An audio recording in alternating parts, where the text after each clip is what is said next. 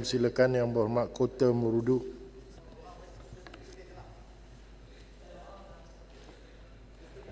Bismillahirrahmanirrahim. Assalamualaikum warahmatullahi wabarakatuh.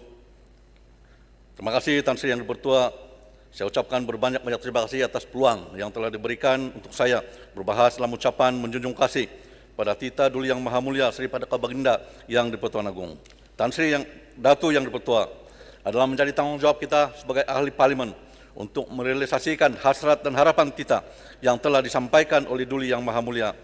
Bukan saja dijunjung tetapi kita kena laksanakan.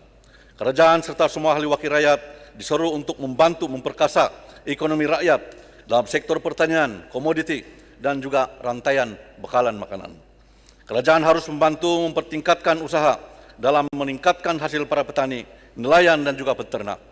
Rakyat kawasan luar bandar yang aktiviti ekonomi mereka lebih tertumpuk dalam bidang ini, mestilah dibantu bagaimana untuk meningkatkan hasil serta pemasaran yang sempurna melalui kementerian-kementerian, jabatan-jabatan, serta JLC yang telah dipertanggungjawabkan oleh pihak kerajaan.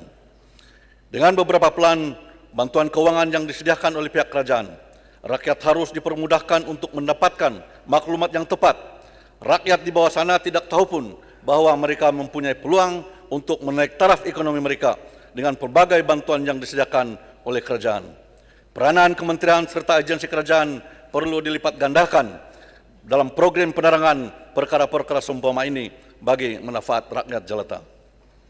Datu Yang Dipertua, berhubung dengan ekonomi rakyat, penglibatan JLC seperti Velcra merupakan salah satu cara kerajaan untuk membantu ekonomi rakyat. Walau bagaimanapun suatu program itu perlu kita dikaji ataupun sama ada ianya sesuai menepati tujuan asal ataupun merugikan rakyat.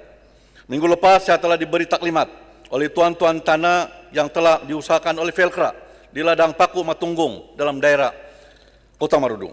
Saya difahamkan bahwa ladang ini telah dibuka pada tahun 2000 dan sepanjang program ini dilaksanakan, kos pembangunan lebih kurang 2,8 juta yang dikira sebagai pinjaman ataupun hutang kepada para peserta. Sehingga tahun 2023, hutang peserta masih lagi berbaki Rp971.283. Pemberian dividen pula kepada para peserta tidak setimpal dengan hasil keluasan tanah mereka. Ada peserta yang mendapat dividen kurang dari Rp1.000 dan ada juga yang lebih teruk menerima kurang dari Rp100 dalam setahun. Datu Yang Dipertua, ada kes-kes peserta yang bayar dividen langsung tidak dapat dalam setahun. Contohnya dalam tahun lepas, tahun 2024, para peserta daripada 36 peserta ini tidak mendapat 1 sen pun dividen pada tahun yang lepas. Sebab itu mereka berpesan kepada saya dalam Dewan Yang Mulia ini, supaya kalau boleh tanah ini dapat dikembalikan kepada mereka dan kos yang masih berbaki, hutang yang masih berbaki itu dapat dihapuskan oleh pihak kerajaan. Dan juga dalam masa yang sama, mereka juga meminta oleh pihak kerajaan, ihsan kerajaan, supaya tanah ini diberikan grant kepada mereka untuk menanam semula untuk mereka usahakan. Tan Sri Yang Dipertua, para peserta telah meminta saya untuk menyampaikan perkara ini sebab inilah salah satu cara kita untuk membantu meningkatkan ekonomi rakyat seperti mana yang diceritakan oleh Baginda Datu Sri Yang Dipertuan Agung. Datu Sri Yang Dipertua, bagi merancangkan pembangunan ekonomi terutama kawasan luar bandar, keperluan jalan raya yang baik adalah merupakan keutamaan yang perlu diambil perhatian serius oleh pihak kerajaan. Alhamdulillah, pada tahun yang lepas telah dinyatakan dalam Dewan Yang Mulia ini bahwa beberapa batang jalan di Kota Marudu telah pun diluluskan peruntukan di bawah KKDW, yaitu Jalan Torintidon Kota Marudu dan juga Jalan Sebayan Nangka di sebelah Matunggung. Saya mohon kepada pihak kerajaan agar kelulusan ini bukan setakat kelulusan, tapi dapat disegerakan pelaksanaan, termasuk reka bentuk jalan, supaya proses tender dapat dilaksanakan dengan seberapa yang segera. Karena ianya merupakan keperluan rakyat yang amat-amat mendesak. Begitu juga jalan-jalan yang pernah saya nyatakan dalam Dewan Yang Mulia ini, supaya dapat dipertimbangkan untuk diluluskan dalam RMK yang ke-13 ini. Datu Yang Dipertua, sebagai wakil rakyat daripada Sabah, Kota Marudu ingin bercakap soal keadaan jalan raya utama yang bukan saja rusak truk tetapi berlubang.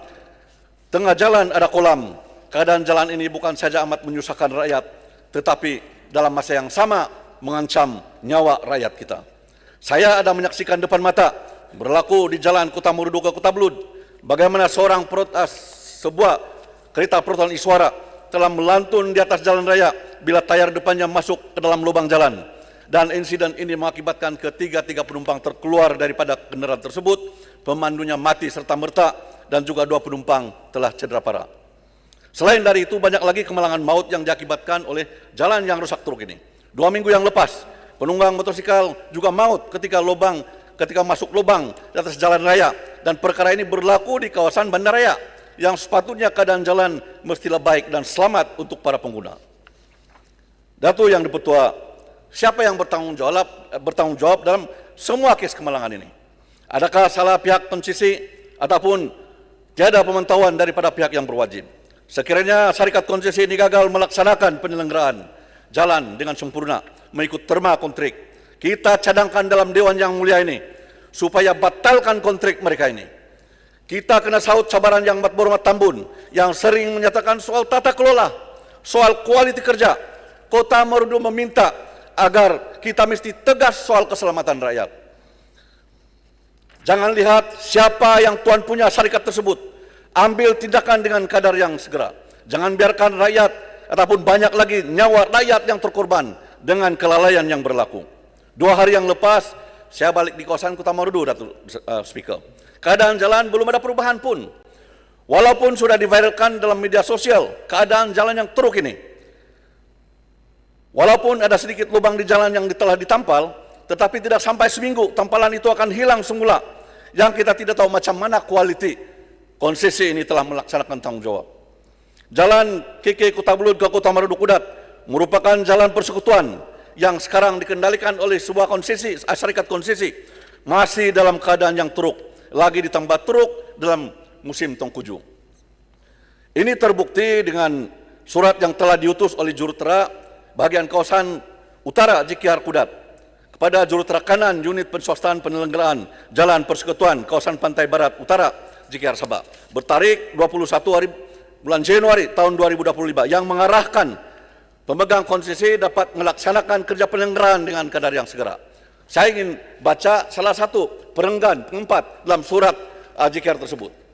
Oleh yang demikian, pejabat ini merayu kepada pihak tuan agar mengarahkan pihak konsesi bertanggung jawab bagi menumpukan usaha menyelenggara sebaik jalan KK Kudat R01 pada waktu ini. Selain itu, dari ini juga memerlukan lebih banyak program penyelenggaraan berkala, yaitu turapan semula, bukan saja untuk tanpa lubang, turapan semula secara menyeluruh laluan yang telah rusak. Datuk Yang Dipertua, saya minta Dewan Yang Mulia ini agar perkara ini mendapat perhatian yang serius daripada kerajaan. Jangan kerana mungkin tuan punya konsesi itu mempunyai hubungan dengan kerajaan, kita akan membuta tulik, tidak akan mendengar keluhan rakyat di bawah sana. Datuk Yang Dipertua, minggu lepas juga telah viral dalam media sosial seorang warga emas yang tidak dapat khidmat kesihatan daripada pihak hospital Kota Marudu dan terpaksa ke klinik swasta yang sudah tentu memerlukan kos bayaran yang tinggi berbanding dengan hospital kerajaan.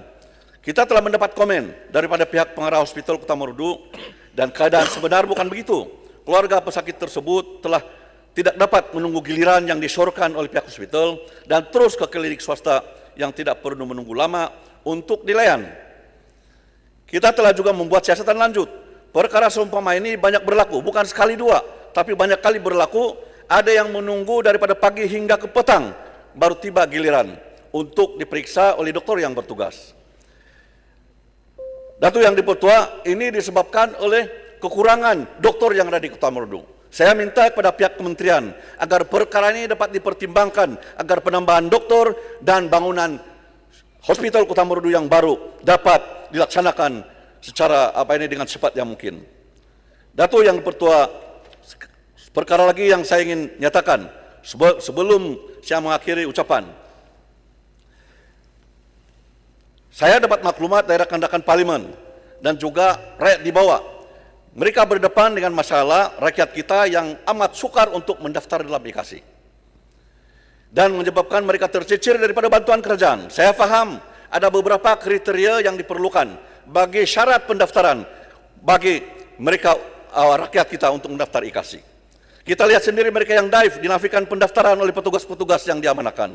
Untuk itu saya minta pihak kerajaan Madani supaya pejabat parlimen boleh menyokong dan mendaftarkan rakyat kita yang layak, atau mana-mana pegawai yang diamanahkan sebagai pendaftar harus mengambil kirasor daripada pejabat parlimen agar layak untuk mana yang layak untuk didaftarkan, kita daftarkan IKASI supaya mereka boleh dapat bantuan daripada kerajaan. Saya amat kesian mereka yang tiada rumah yang memohon IKASI. Saya hantar kepada Kementerian KKDW lulus oleh pihak menteri, tapi bila tapisan IKASI mereka tidak layak untuk menerima bantuan dan hak mereka telah dinafikan. Tan Sri Yang Dipertua, saya mohon agar perkara ini diperhalusi agar rakyat kita di bawah akan dapat dibela, bukan saja untuk tujuan perumahan ataupun bantuan rumah, tapi juga untuk tujuan program-program ekonomi rakyat.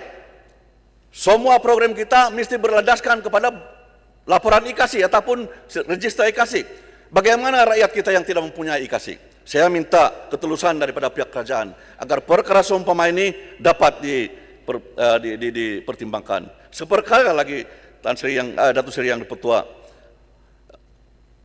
bagi rancangan Malaysia ke-13 yang saya difahamkan akan dibentangkan dalam bulan Julai ini, saya minta supaya mana-mana perkara yang penting untuk rakyat, terutama kawasan Kota Marudu, harus dimasukkan dalam dalam RM ke-13. Contohnya seperti mana jalan-jalan utama yang diperlukan oleh rakyat, Jalan Tagibang, Garung, Koromoko, Jalan Matunggung, Gomon, Rampai Bersiku, Kirangawan dan Indara Sendarat Kemuhang dapat dimasukkan dalam perancangan RM ke-13. Tan Sri Yang Dipertua, Kota Marudu dengan yakin dengan perancangan yang begitu teratur dan sistematik oleh kerajaan Madani yang dipimpin oleh Yang Berhormat Tambun, kita mampu untuk melaksanakan 5 tahun lagi untuk melihat tidak ada lagi daerah yang termiskin di Malaysia. Sebagai wakil daripada Sabah, saya juga ingin mengingatkan semua kita dan juga kerajaan Madani, sudah tiba masanya selari dengan perancangan RM ke-13. Impian Sabah untuk mencapai 40% dalam MA63 dapat direalisasikan supaya pembangunan dilipat gandakan untuk merapatkan jurang pembangunan yang begitu besar antara Semenanjung dan juga wilayah Sabah. Rakyat Sabah meletakkan harapan yang amat tinggi dan yakin kepada kemampuan dan kesungguhan Yang Berhormat Tambun dalam menyelesaikan masalah 40% ini yang gagal diselesaikan oleh mana-mana kerajaan ataupun mana-mana pimpinan yang lepas. Sekali lagi saya merayu demi rakyat Sabah yang juga rakyat Malaysia yang terkandung dalam MA63 dapat dilaksanakan untuk kesejahteraan rakyat negeri Sabah. Rakyat Sabah sejahtera dan makmur menggambarkan keseimbangan kemajuan, kemakmuran dan dedikasi kepimpinan kerajaan Malaysia di mata dunia. Sekian, wabillahi taufik wal hidayah, Kota Marudu mohon menyokong.